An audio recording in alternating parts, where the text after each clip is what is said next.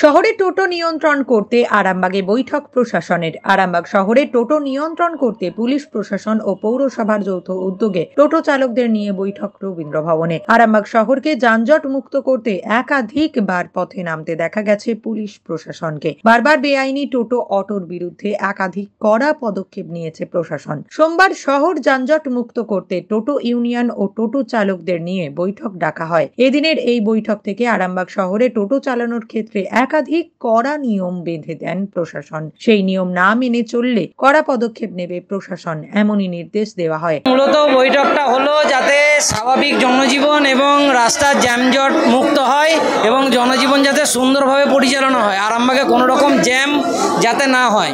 টোটোর জন্যে যেটুকু বাইরের টোটো এসে গ্যাদার হয়ে যাচ্ছে সেই টোটো এবং আমার আরামবাগের টোটো যাতে চিহ্নিত করা হয় তার জন্য কিছু নির্দেশাবলী দেওয়া হয়েছে। সেগুলো আগামী কয়েকদিনের মধ্যে ইমপ্লিমেন্ট করার জন্য বলা হয়েছে। এগুলো আমরা ইমপ্লিমেন্ট করব, ইউনিয়ন রয়েছে সঙ্গে।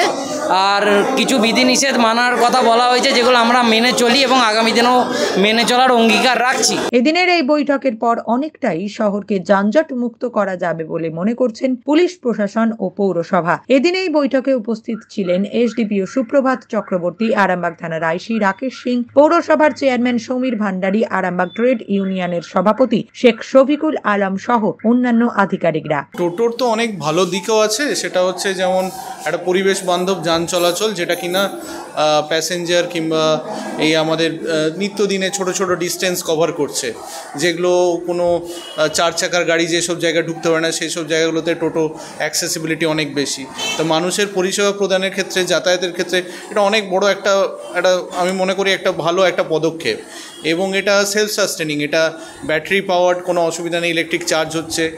কিন্তু যেটা হচ্ছে সেটা হচ্ছে টোটোর সংখ্যা অনিয়ন্ত্রিতভাবে যদি বেড়ে যায় এবং আমাদের যে পৌরসভা আছে কিংবা আমাদের প্রশাসন আছে, তো সেই ক্ষেত্রে আমাদের কন্ট্রোলের বাইরে যখন চলে যাচ্ছে, রাস্তা তো বেড়ে যাচ্ছে না, রাস্তার উইথ এবং লেন্থ একই থাকছে, কিন্তু টোটোর সংখ্যা যদি বেড়ে যায় তাহলে যারা টোটো নিয়ে আরামবাগ শহরে যারা কাজ করছে কিংবা যারা চালাচ্ছে তাদের জীবিকাও যেমনভাবে এফেক্টেড হচ্ছে, সেরকম ট্রাফিক কনজেশন অনেক বেড়ে যাচ্ছে। তো সেক্ষেত্রে আমাদের ট্রাফিকের এবং বিভিন্ন আমরা তো একটা সিম্বায়োটিক একটা এনভায়রনমেন্টে আমরা বাস করতে চাই, যেখানে সবাই নিজের নিজের জীবিকাটাকে পারসিউ করতে পারবে এবং যাতে কারোর কোনো অসুবিধা না হয়। তো আস্তে আস্তে বাস থেকে কিংবা আমাদের বিভিন্ন অ্যাম্বুলেন্স হোক, ফায়ার হোক, তাদের কাছে কমপ্লেন আসছিল যে ট্রাফিক জ্যাম বেড়ে যাচ্ছে। তো এই ক্ষেত্রে টোটো চালকদের ক্ষেত্রে দোষ দিয়ে তো লাভ নেই, কেন কি বাইরে থেকে যারা চলে আসছে তো তাদেরকে একটু নিয়ন্ত্রিত করলেই আমার মনে হয়ে যায়। আজকের বিষয় হচ্ছে টোটো চালকদের নিয়ে বৈঠক হলো, তাদের কিছু নির্দেশ দেওয়া হলো, সেই নির্দেশ দিয়ে তারা পালন করবে এবং পুলিশ প্রশাসন, আমাদের আইএনটিটিউসি যারা আছে তারা মিলে সব জায়গায় জায়গায় ভাগ করে দেবে। এইভাবে তারা চললে শহরটা যানমুক্ত হবে। মেন বিষয় আমাদের মাননীয় মুখ্যমন্ত্রী মমতা ব্যানার্জি যখন টোটো উঠেছিলেন তখন টোটো নিয়ন্ত্রণভাবেই সবাইকে চালাবার জন্য করেছিলেন। কিন্তু এখন সেই টোটোটা আমাদের মুখ্যমন্ত্রী বলেছিলেন যে যার টোটো সেই চালাবে একমাত্র, আদার্স কোনো ভাড়া দিয়ে টোটো চলবে না। আরামবাগে 1 নম্বর ভাড়ার টোটোও বেশ কিছু হয়ে গেছিলো, সেটাকে আমরা বাছাই করে কিছু আমরা পৌরসভার তরফ থেকে নাম্বারিং করেছিলাম। সেই নাম্বারিংও 500 আছে।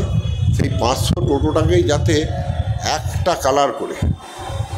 কালার থাকলে, যেটা এটা টাউনের টোটো চেনা যাবে, সেই কারণেই আজকে বৈঠকটা ছিল প্রশাসন। নিউজ রাজ বাংলা, আরামবাগ।